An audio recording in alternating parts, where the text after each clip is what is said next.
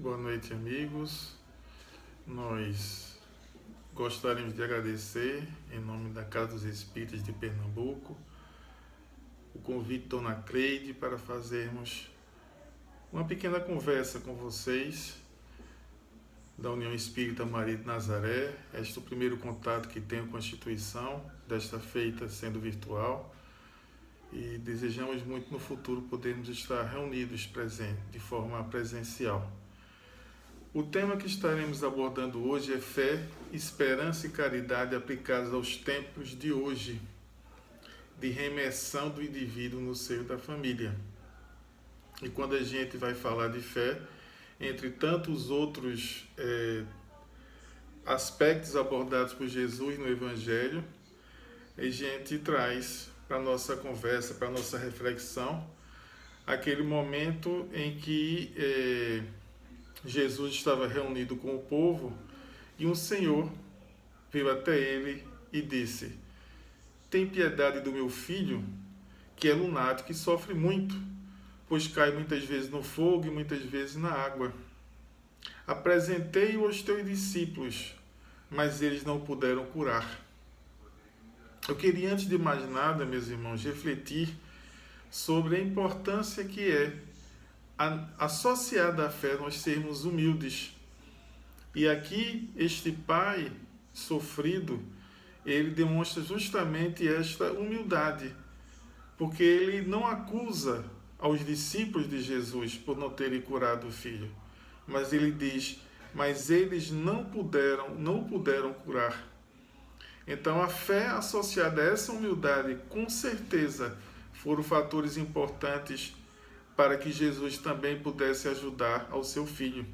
E Jesus diz: ó raça incrédula e depravada, até quando estarei convosco? Até quando vos sofrerei? Trazei-me aqui esse menino.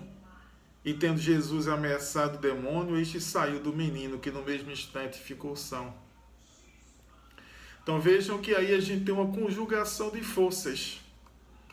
A fé que o pai teve em Jesus e, evidentemente, a fé que Jesus tinha em Deus e na missão que ele tinha, no exemplo que ele precisava dar através de suas ações, onde ele aproveitou de forma tão boa em benefício do próximo mais sofrido.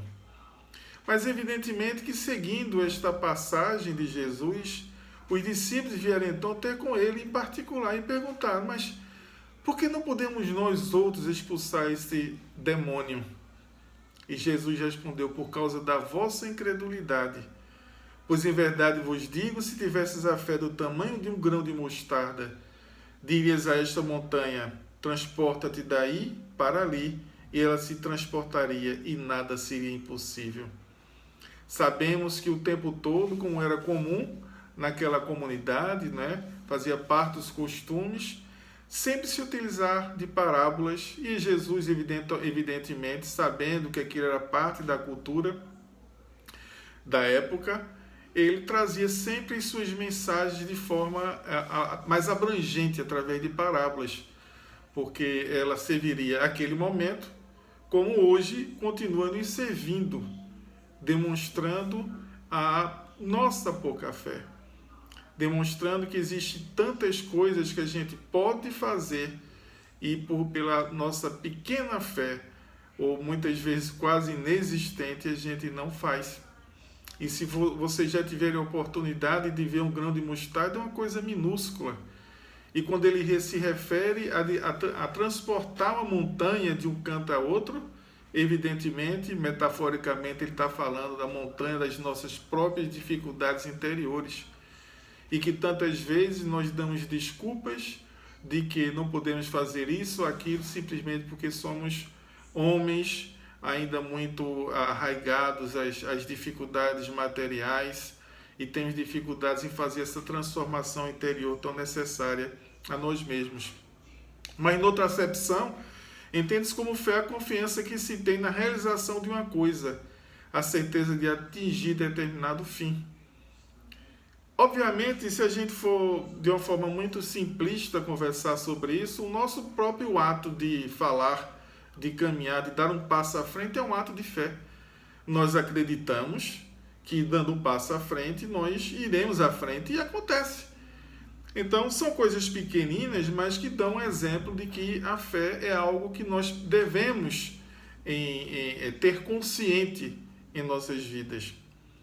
E aí eu queria trazer para vocês, do livro Atitudes Renovadoras, uma lição que Joana de Ângeles nos traz através da psicografia iluminada de Divaldo Pereira Franco, onde ela fala fé inabalável.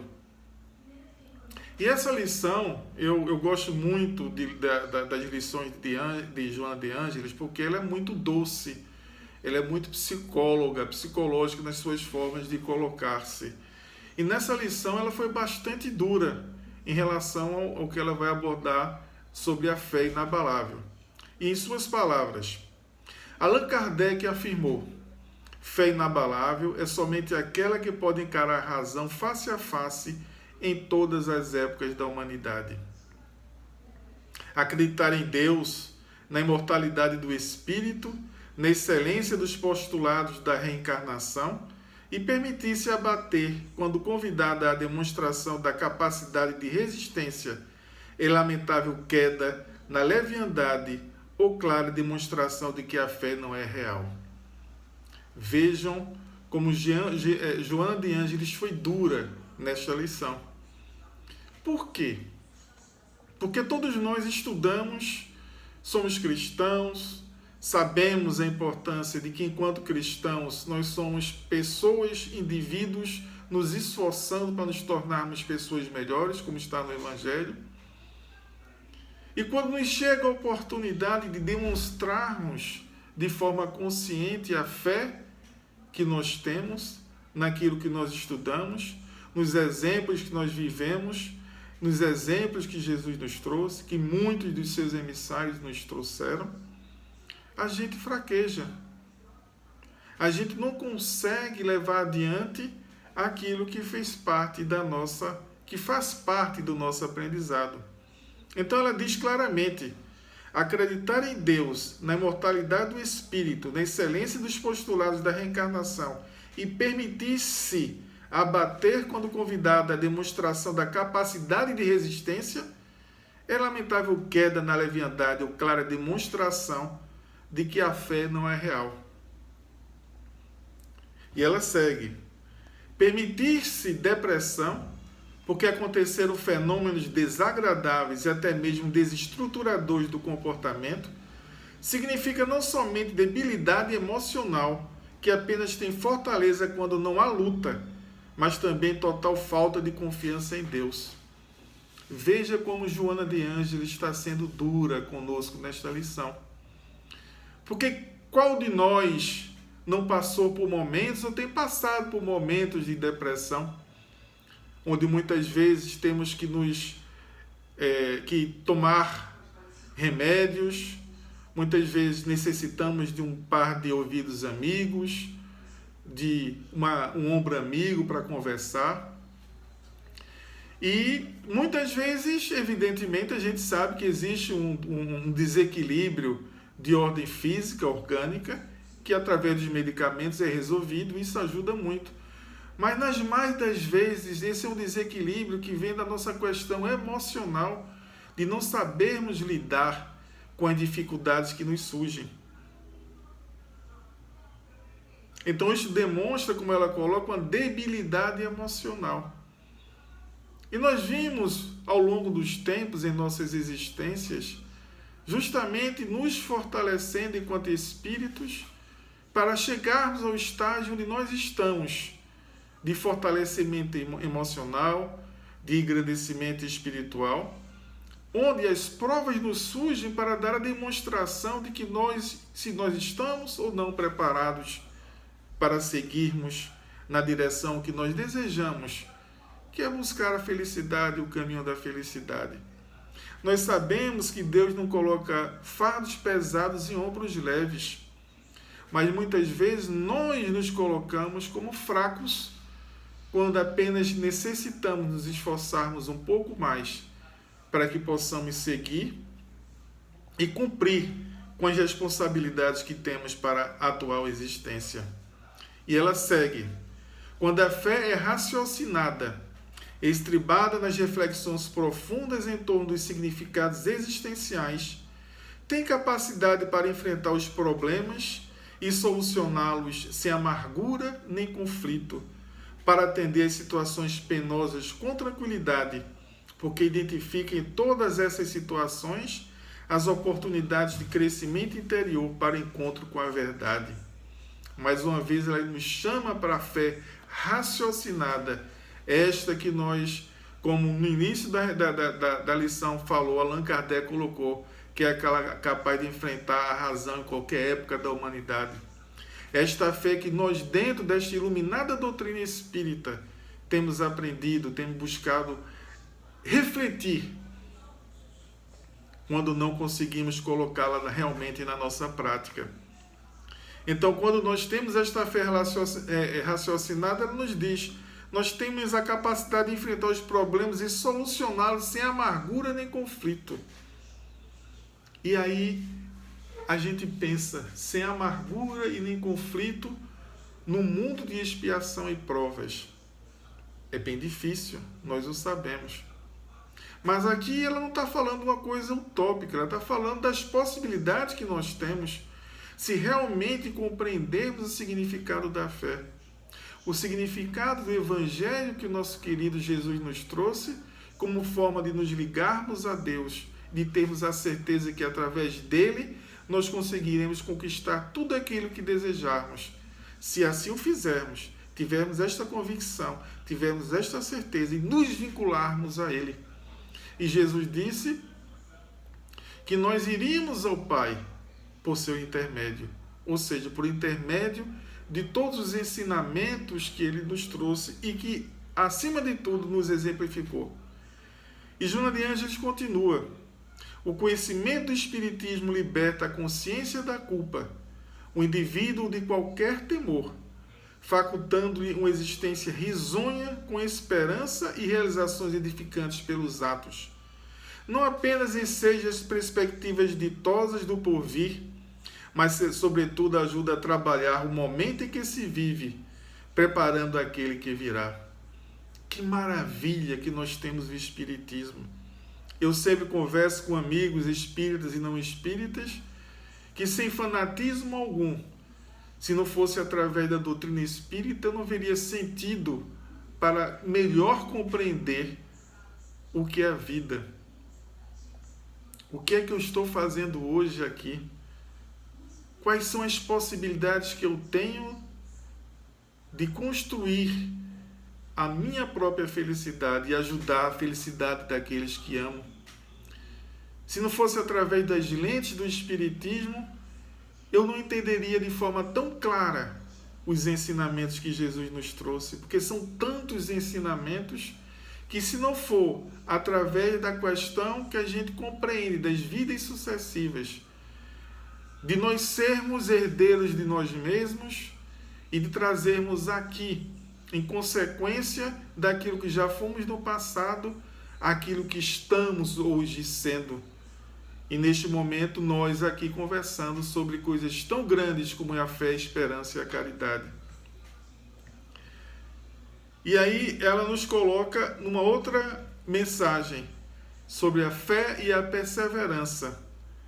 Resguarda-te, pois, em paz, e deixa o tempo transcorrer, porquanto ele conseguirá fazer amanhã o que hoje te parece impossível conseguir.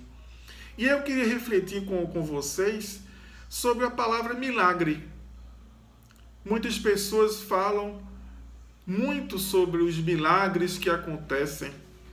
E o que é um milagre, se não algo que está dentro das leis da natureza, e que, por nós não conhecermos todas essas leis e suas causas, nós acreditamos como definição para essas coisas que nós não entendemos, mas que acontecem, que são boas, como milagres. Então aqui ela nos faz refletir justamente sobre isso, que existem coisas que a gente hoje pensa e que a gente não acredita poder conseguir, que vai acontecer, e quando a gente vê no dia seguinte, no amanhã, no futuro, aquelas coisas, elas simplesmente, que pareciam impossíveis, elas acontecem. e nós temos muito mais força e muito maiores possibilidades de conquista do que nós próprios imaginamos. Daí a importância de exercitarmos sempre essa vontade de crescer, de servir, de amadurecer, certo de que existe muito mais em nós do que nós podemos perceber. E as possibilidades imensas que Deus nos dá e que Jesus, como seu maior mensageiro aqui na terra, nos traz através do seu Evangelho. Quando Jesus disse que tivéssemos a fé do tamanho do grão de mostarda, diríamos aquela montanha para sair de um canto a outro, ele simplesmente estava dizendo uma verdade. Uma verdade que para ele, ali ele deu a demonstração, afastando o espírito sofredor, e que nós podemos fazer a mesma coisa, porque ele nos disse que nós podemos fazer tudo aquilo que ele faz e muito mais. Cabe a nós essa decisão de servir, essa decisão de demonstrar na nossa ação esta fé do tamanho do grão de mostarda, que pelo menos pode ainda não estar germinando em nós, mas que existe e que cabe a nós fazê-la germinar. E no capítulo 19 do Evangelho segundo o Espiritismo, nós temos um tema chamado a fé, mãe da esperança e da caridade. E os Espíritos nos trazem que a fé tem de ser ativa. E a esperança e a caridade são corolários da fé. Elas se derivam, elas são consequências da fé. Mas a fé que, como a gente colocou, esta fé que serve de base para a nossa regeneração. E eu queria trazer, em relação a isso, a questão da gente utilizar a fé como forma de regeneração, um trecho que eu queria trazer para vocês, que reflete um pouco da importância que há nós seguirmos construindo este edifício que somos nós mesmos, que já de uma primeira encarnação e de diversas outras reencarnações nós vimos construindo enquanto espíritos. E é justamente sobre a edificação de nós mesmos que eu gostaria de ler o trecho para vocês. E o que estamos vivendo neste momento, senão a transição para a regeneração do mundo, do planeta, que se dará através da regeneração de nós mesmos. Somos filhos de Deus e estamos em um processo de edificação e aprimoramento do nosso eu mais profundo. Neste momento, lutamos para que o edifício que estamos construindo seja edificado sobre bases firmes, seja construído com tijolos fortes, na forma de valores que se assentem sobre e dentro da argamassa do amor que una a todos. Que suas vigas sejam fortes, mas também flexíveis para suportar as baforadas do vento. Que se curve, mas não se quebre quando as tempestades, os furacões da vida lhe advenham. Que no solo onde se implante, sua estrutura seja capaz de absorver a emoção que brotar da terra, sob forma de terremotos, balançando com ela, mas não se derramando ao solo das ilusões, por estar plantada em bases firmes. Que o choro do mar, dos oceanos, que de sereno passa a tenebroso, e chora sob forma de ondas gigantescas, tomando muitas vezes forma de tsunamis em nossas existências, não nos surpreenda, e que saibamos navegar essas ondas na certeza que também ela passará, e que no momento imediato a cada acontecimento, a reflexão e rearrumação de nós mesmos venha com a certeza de que encontraremos dentro de nós as respostas por nós procuradas na bonança, nas águas calmas, porque estas, embora dentro de nós, necessitavam de um pouco mais de atividade para que pudéssemos nos mover do velho para o novo nós. Que tenhamos o entendimento que tudo isso ocorre porque muitas vezes é somente pela remoção brusca causada por forças exteriores dos entulhos a que vamos pouco a pouco depositando em nós e ao nosso redor, que conseguimos dar o passo de que necessitamos para conquistarmos a força necessária existente em nós, por vezes esquecida, por nós ignorada, para seguir em frente na busca de nossos objetivos de construção. Aqui nessa reflexão, os Espíritos amigos nos trazem a importância da edificação desse nosso edifício, porque todos nós somos uma obra inacabada e precisamos de juntar todos esses valores, tendo a clareza que não precisamos de muita rigidez, mas de sermos o suficiente para nos mantermos de pé, mas que devemos ter flexibilidade, devemos estar vinculados ao amor, porque apenas o amor, como este argamassa que une a todos esses valores, esses sentimentos, nos fará seguir e nos aproximarmos mais e mais da felicidade a que todos nós almejamos. Porque se tem fé, se confia que, se agindo, se alcançará o objetivo que se tem em mente alcançar. Porque a fé sem ação é vazia. Precisamos sim agir. A fé, semelhantemente à caridade que iremos falar, que a caridade é justamente o quê? É o amor em movimento. É quando nós saímos de dentro de nós mesmos e vamos à busca do nosso próximo. E aí encontramos sempre as pessoas que poderão ser depositárias do nosso amor, da nossa dedicação, do nosso serviço no bem.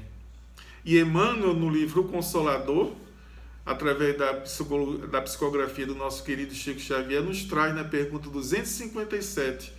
A pergunta é: a esperança e a fé devem ser interpretadas como uma só virtude?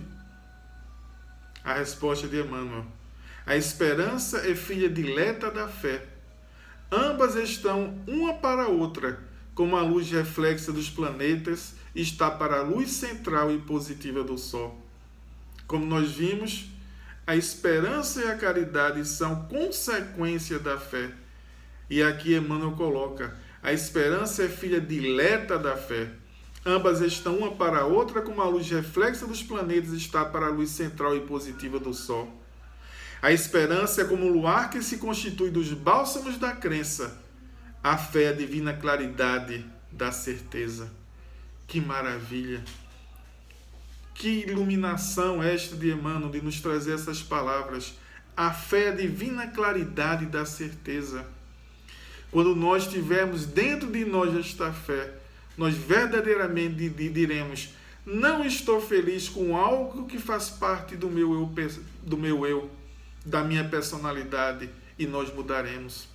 E aí nós chamamos a atenção para aquilo que Santo Agostinho tanto nos pede para fazermos ao final do dia, antes de colocarmos a nossa cabeceira no travesseiro e para dormir.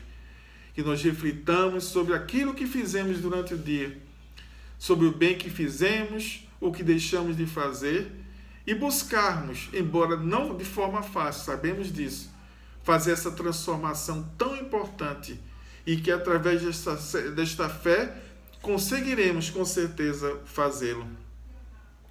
E aí, justamente no início desta pandemia, e lembremos que a gente está sempre aqui chamando a atenção, que é o momento da reimersão nossa do ser humano no seio da família, Dr. Bezerra de Menezes nos deu uma mensagem, onde ele fala sobre a esperança e ele diz: a morte não é o fim.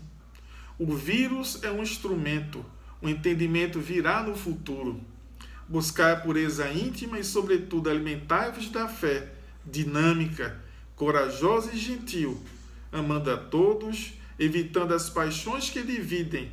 O grande antídoto é o amor dinâmico, é o amor que doa e não se preocupa. E veja como ele, com poucas palavras, ele abrangeu coisas tão importantes para nós que estamos vivendo esse momento, que é um momento único, vivido neste contexto de a humanidade inteira, de todas as nações, de todos os continentes, de todos aqueles que de alguma forma ou de outra estão vivendo esta pandemia, de voltarmos para nós mesmos. E ele diz: a morte não é o fim. Para que a gente entenda que aqueles que estão desencarnando através desta pandemia estão também respondendo às suas necessidades interiores que trouxeram já antes da reencarnação. Que a lei de Deus, de amor, justiça e caridade, está se fazendo valer. E que este irmão em evolução, o novo coronavírus, o 19, ele está vindo justamente também para contribuir com este processo de transição, de evolução espiritual que estamos vivendo, onde passamos de um planeta de expiação e provas para a regeneração, onde em vez das armas que matariam e colocariam as nações, os povos um contra os outros, estamos vivendo um momento em que estamos nos voltando para um ser em evolução minúsculo, que está nos fazendo refletir conjuntamente, não apenas na família, na nossa sociedade, na nossa cidade, estado, país, mas no planeta. Que a gente possa, naqueles momentos de divergência de opiniões sobre tais situações, sobre se está sendo tomada uma decisão certa ou não, refletirmos sobre o que ele diz aqui, evitando paixões que dividem, porque nós sabemos que nós somos muito apaixonados e temos opiniões diversas em relação à forma com que esta pandemia está sendo vivida. Vamos entender que existe uma razão para ela e que esta razão no futuro nos será colocada. Mas eu gosto sempre de trazer nas minhas conversas justamente colocar as parábolas, os ensinamentos de Jesus para conversarem entre si. E em relação ao tema que nós trazemos hoje, eu queria conversar um pouco mais com vocês sobre a parábola dos talentos. E de uma forma muito rápida, trazer aquela questão, né, que o Senhor ele precisava viajar e chamou 3 dos seus servos e a cada um ele deu uma quantidade de talentos. A um ele deu 5, a outro ele deu 2, a outro ele deu 1. E ele viajou. E da sua volta, cada um deles foi chamado, e o que disse que trouxe 5 multiplicou em 10, o de 2 em 4 e o de 1 apenas 1. E evidentemente que cada um desses tinha a sua própria responsabilidade com relação àquilo que estava sendo entregue. E aí eu queria refletir com vocês sobre justamente os talentos que nos foram entregues para esta existência, nós exercitarmos as nossas possibilidades de multiplicação dos nossos valores, dos nossos talentos. Como nós estamos usando os nossos talentos? Deus nos deu um lar, uma família, para compartilharmos experiências e com elas usarmos de nossos talentos. Esses que vimos construindo ao longo de nossas existências. Talentos esses dados segundo a nossa capacidade de multiplicá-los. E aí a gente volta ao que Jesus disse: Deus não coloca fardos pesados em ombros leves. Então os talentos que nós temos, os valores que nós carregamos, as responsabilidades que nós adquirimos, são compatíveis com as nossas capacidades de utilizá-los, não só em prol de nós mesmos, mas também, e acima de tudo, em prol do trabalho com Cristo, em prol do trabalho com o nosso querido Pai Celestial. Como nós estamos utilizando esses valores? Nós sabemos, pelo esforço que nós já hoje empreendemos, que nós nos colocaríamos entre esses servos que receberam 5 ou 2 talentos, porque nós já nos esforçamos para fazermos valer este aprendizado, este crescimento moral e espiritual que estamos desenvolvendo em nós. Mas a gente não pode parar. A gente precisa seguir. Seguir para que a gente se utilize desses talentos e com eles nós possamos utilizar uma das coisas mais fortes que nós temos em nossa doutrina espírita, que é justamente o fora da caridade não há salvação. Como utilizaremos esse lema por nós espíritas tão falado e por muitos praticado, agora que temos a oportunidade de fazê-lo dentro de casa, junto àquela constelação familiar por nós escolhida para vivenciar esse momento de transição? Porque não nos esqueçamos. Nós, através do véu do esquecimento, não estávamos lembrados de que viveríamos este momento, esta situação. Mas de alguma forma nós fomos preparados antes da nossa reencarnação. Nós não sabíamos exatamente onde e como aconteceria, nós hoje não sabemos, mas nós não estamos aqui por acaso. Existe uma razão para nós estarmos vivendo esta experiência neste momento com o grupo de pessoas e amigos que nós temos presentes em nossas famílias. E aí, a gente lembra a parábola do bom samaritano. Um homem descia de Jerusalém para Jericó, foi atacado, passou o levita, passou o sacerdote, passou o samaritano.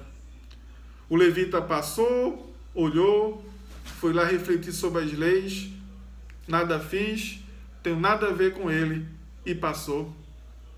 O sacerdote refletiu se ele tinha alguma coisa a ver, porque na realidade ele não tinha feito nada com aquele ser que ali estava. E ele também seguiu. E o samaritano, que vivia à margem daquela comunidade, para,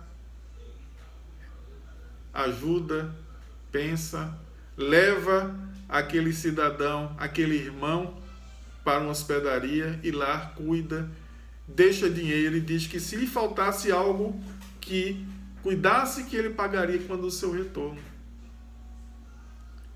E agora que nós estamos vivendo este momento em que nós retornamos à nossa casa, ao nosso lar. Só um paralelo, lembrando que a palavra lar, ela vem daquele momento em que os gregos, eles se juntavam junto à lareira para refletirem nos ensinamentos, para refletirem sobre aqueles que eram seus parentes, que já haviam partido. E daí vem a palavra lar. E o que é que nós estamos fazendo dentro do nosso lar? Como no tema da nossa conversa, fé, esperança e caridade aplicadas aos tempos de hoje, de reimersão no indivíduo no seio da família. Nós estamos voltando ao nosso seio da família. E quem nós somos? Nós somos filósofos, nós somos levitas, nós somos religiosos, nós somos pessoas comuns. Mas como é que nós lidamos com as pessoas que nos rodeiam e que estão próximas a nós? E Jesus diz que nós devíamos amar a Deus sobre todas as coisas e ao próximo como a nós mesmos. E o nosso próximo está tão próximo, batendo junto de nós. E como é que nós estamos vivendo esse momento? Como é que nós estamos lidando com aquelas pessoas que por muitos anos, talvez décadas, talvez uma vida inteira, partilhavam de um ambiente físico, mas não de um lar. Tinha uma casa, mas não tinha um lar.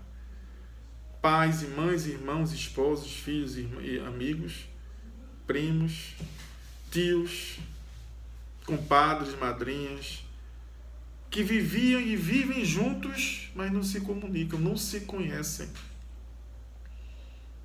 E como é que a gente, através desta doutrina maravilhosa, faz essa transformação interior, compreende a importância de estarmos neste momento, tendo uma possibilidade ímpar de olharmos ao nosso lado e dizermos: eu estou aqui, e de ajudarmos, e de começarmos a conversar com aqueles que há anos não conversávamos, e de multiplicarmos os nossos talentos, como o da paciência, da resignação, do amor, da indulgência, e tantos outros que nós precisamos desenvolver para que outros aspectos da nossa personalidade sejam transformados, como são o egoísmo, a vaidade, o orgulho. Às vezes precisamos no exercício físico. Porque muitas pessoas estão tendo que aprender ou reaprender a cozinhar, a lavar a roupa não só sua, como daquele próximo mais próximo. A ouvir um pouco, deixando de lado os celulares, as redes sociais, para prestarmos mais atenção naqueles que estão do nosso lado. Porque muitas vezes nós tínhamos sempre a desculpa de estarmos lá fora, porque precisávamos de ganhar dinheiro, e mais dinheiro, e mais dinheiro, enriquecermos materialmente, e por isso não dávamos atenção àqueles que estavam rente conosco, ombro a ombro em nossos lares. E esta pandemia veio nos fazer refletir sobre a importância de nós pararmos, sobre a importância de nós juntarmos essas virtudes a que chamamos fé, esperança e caridade, a partir do nosso próprio lar. A esperança de que quando nós sairmos deste momento que estamos vivendo, nós sairemos melhor. E a fé de praticarmos, de agirmos para que isso aconteça. E a caridade de olharmos para dentro de nós, dentro daqueles que estão dentro do nosso lar, como exercício inicial para aquilo que poderemos fazer lá fora. E também fazermos lá fora porque existem tantas criaturas necessitadas do pão material e espiritual, a que nós espíritas podemos exercitar, podemos fazer e podemos comungar com eles, aliviando as dores físicas, as dores morais, as dores espirituais. Porque a caridade ela não se faz simplesmente do ponto de vista material, mas ela também se dá do ponto de vista espiritual. Quantas vezes, conversando com pessoas que estão sendo influenciadas negativamente por espíritos que por alguma razão lhes vêm cobrar algo, nós levamos aquelas criaturas a orar, a elevarem os seus pensamentos a Deus, e através desta reforma, desta ligação com o nosso Pai no religarem, elas conseguem fazer aqueles que não as querem bem tomar uma nova direção em suas vidas. Porque o nosso exemplo também é uma forma de caridade. Temos responsabilidades não só conosco, mas com aqueles que nos rodeiam. E eu lembro muito do filme Divaldo, quando Divaldo chega para Chico e diz: Chico, seria tão bom se nós trabalhássemos juntos. E Chico volta-se para ele e diz: Divaldo, nós somos como postes. Iluminamos mais se estivermos separados. Então que sejamos postes. Claro que nós sabemos da nossa pequenez. Não podemos de forma nenhuma nos compararmos hoje com Divaldo, Chico, Maria Teresa de Calcutá, Irmã Dulce, Gandhi e tantos outros espíritos, e evidentemente Jesus. Mas nós só podemos ser pequenos candeeiros, que um pouco distantes, mas próximos de outros candeeiros, possamos iluminar o caminho de muitas pessoas. Porque nós, como Paulo de Tarso dizia, nós somos o tempo todo rodeados por uma multidão de testemunhas. Precisamos sim fazer que através das nossas ações essas testemunhas sejam testemunhas do bem, que venham para colaborar, para nos ajudar a não só nos melhorarmos intimamente, mas melhorarmos este mundo, porque estamos neste momento de transição entre o mundo de expiação e provas de regeneração. Aqueles que já leram e sabem da história dos exilados de Capela, sabem que muitos daqueles que vieram aqui para nos ajudar a desenvolver o planeta, no Egito, na América do Sul, na América do Norte, nós sabemos que eles aqui vieram, porque lá eles não puderam continuar, porque o planeta estava passando por uma época, por uma transição. embora eles fossem muito intelectualizados e muito inteligentes, eles não haviam desenvolvido o sentimento, a moral, o moral como a gente hoje passa por esta transição na Terra. Se não nos esforçarmos, seremos os exilados, não de Capela, mas da Terra para um outro planeta. Porque nesta transição em que vamos passar para a regeneração, precisamos ter mais e mais desenvolvidos os sentimentos. Porque intelectualmente, se nós olharmos ao nosso redor, o nosso planeta já está bem desenvolvido, embora ainda exista muito mais a ser feito. Mas precisamos, acima de tudo, desenvolvermos os nossos sentimentos e, através dos nossos exemplos, iluminarmos caminhos, levarmos pessoas que estavam ou que estão talvez estagnadas sem refletir sobre a importância da ligação com Deus, não necessariamente através de uma religião, mas a ligação, o religar da criatura com o Criador. Precisamos ser esses exemplos.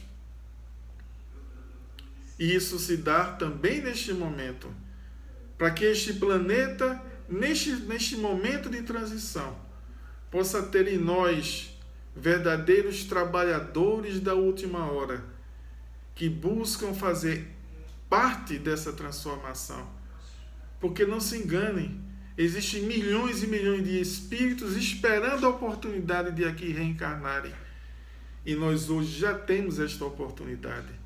Devemos sim sermos gratos a Deus, a Jesus, aos nossos anjos da guarda, espíritos amigos que nos ajudam, por tudo o bem que estão nos fazendo, por toda inspiração, por toda iluminação, para que a gente possa seguir o nosso caminho, sendo candeeiros, para no futuro sermos holofotes, para no futuro estarmos mais e mais preparados para novas empreitadas no bem. Porque da mesma forma que todos os dias oramos pedindo ajuda à espiritualidade amiga, a Jesus e a Deus, eles também esperam de nós a nossa contribuição para que o ambiente em que estamos vivendo, em que vivemos, possa ser iluminado através desse esforço interior que fazemos para sermos melhores hoje do que fomos ontem e melhores amanhã do que somos hoje. E isto tudo é uma construção. E como nós falamos em esperança, eu queria trazer para vocês algo que a espiritualidade amiga nos trouxe. E fala sobre a esperança. Esperança de criar a realidade de que se deseja ter. Nasce do desejo de se construir o presente no futuro que se deseja fazer. Esperança é entregar-se ao que o futuro tem a oferecer, com alegria no olhar e com a certeza de que irá vivê-lo. Esperança é olhar para o outro e se ver, no olhar que te olha por trás do olhar que se pensa ver, sem notar que este retrata muito mais do que se pode perceber. Esperança não é tola, é grande, não nos deixa à toa. Esperança é saber-se futuro, pois que todos nós trazemos em nós a semente do futuro que se quer ser. Esperança é olhar o passado e agradecer o presente, pois que quando aquele que era presente se construiu como fonte para o futuro, naquele futuro passado, tornou-se hoje o presente daquele e naquele tempo idealizado. E que lindo saber esse futuro de um longínquo presente, de um inovidável momento de esperança, de amor, de boa-aventurança. E é nessa esperança que mistura-se a fé que acreditamos ter e na qual depositamos a nossa vida, o nosso amor, todo o pouco que nós somos, todo o nosso ser. Todo o ser que ainda no singular ou no plural somos. Esperança é ligar-se ao outro de forma ativa. É uma espera que age e que nos joga para a frente, para o que queremos ser, criar, iluminar, fazer, florescer. Esperança de crescer luz e de por ela iluminar. esperança de viver, de se permitir, de ser feliz, de acalentar. Esperança de olhar no outro, a certeza de que há um caminho, uma trajetória a tomar. Esperança de tanto olhar o futuro, ver o presente e se tornar. Esperança é saber-se livre e com liberdade sonhar. Esperança é doar-se na certeza que todo bem em si contará. Esperança é ter paciência, esperar que aquele a quem se ama um dia encontrará o prazer de te amar. Esperança é sentir-se feliz, esse feliz passageiro certo de que em algum momento de estar feliz, finalmente chegaremos ao estágio maior de se ser feliz. Esperança é saber-se único, único a carregar um segredo por alguém jamais revelado, o segredo de sua própria vida, a descortinar-se na ação, muitas vezes mal entendida, escondida de si mesma e dos outros. Esperança é olhar-se de dentro com o olhar voltado para fora e na percepção que do raio a brilhar em seu olhar, reconhecer-se lindo, livre, puro ou em processo de pureza simplesmente. Esperança é do mundo nada querer e agradecer pelo pouco, do pouco que se fez por merecer. Esperança é perceber-se muito, porque todos somos parte, criação de um mesmo Deus, e perceber-se ainda maior, porque temos Ele em tudo, no todo e por tudo que é vivido em nós e a favor de nós. Por isso a esperança é pérola que brilha na retina de um par de olhos a sorrir. Então, meus irmãos e amigos, nós, agradecidos a Deus, a Jesus, a espiritualidade amiga, queríamos agradecer a todos que pacientemente estão compartilhando conosco deste momento em que refletimos sobre a fé, a esperança e a caridade, sobre a importância de fortalecermos este edifício que somos todos nós, esta obra inacabada, porque enquanto espíritos imortais estaremos sempre crescendo, sempre evoluindo e tendo tantas oportunidades quantas necessitarmos para darmos o exemplo de transformação interior, para nos sentirmos mais e mais felizes e, acima de tudo, buscarmos na humildade, na simplicidade, no serviço ao bem, amenizarmos as dores, os sofrimentos daqueles que nos rodeiam, partilhando do que há de melhor em nós, para que o melhor nos outros possa desabrochar, sendo luz, porque todos nós somos luz, somos energia, vivendo esta experiência reencarnatória. Não percamos tempo com futilidades. Vamos buscar mais e mais nos enriquecermos através do estudo, do aprendizado, buscando iluminar caminhos, assim como nossos caminhos têm sido iluminados por aqueles que nos antecederam, por aqueles amigos que na espiritualidade nos ajudam, nos orientam, nos incentivam, nos inspiram.